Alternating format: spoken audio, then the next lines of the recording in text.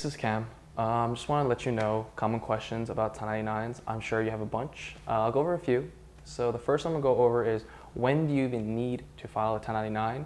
And it's really simple. The answer is, you need to file 1099 anytime you're paying for someone to do something for you, a service or anything like that, that is a person. So if you're paying an individual, a person directly, whether it be through their name or maybe through, let's say, a DBA or doing a business as.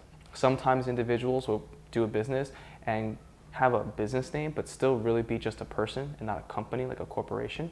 So those situations you really need to give them 1099s, because if you don't, you're going to pay penalties, $50 per 1099. That's a big issue, just because the IRS comes and bothers you. You don't want to deal with that. No one likes an audit. So when do you have to pay them? You have to pay them anytime you pay them more than $600. So that's the rule. And I know I get a lot of funny questions about this. So people ask me, is it $600 per month, per week? No, it's $600 per year. So in an annual year, if you pay more than $600, then you gotta issue a 1099. There's no way around it, just because the IRS is gonna require it.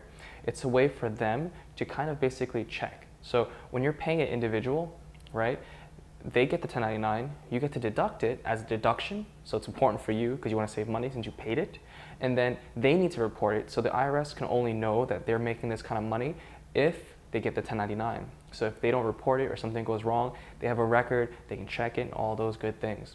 So that's why it matters to you. It's called an informational return because you don't pay any taxes on a 1099, but you do have to report it either way. So it's just information. Those are some common questions that I get asked a lot about 1099s, so please stay tuned. I got more. The average 1099 employment tax audit is probably going to cost you $26,000. It's a lot of money for a small business, so stop worrying about things that don't matter, like incorporating. Don't incorporate in Delaware, and definitely don't incorporate in Nevada. Take care of the important things, like your employment taxes. Messing it up means that you're going to be personally on the hook every time. So check out our free employment tax guide and see what it works.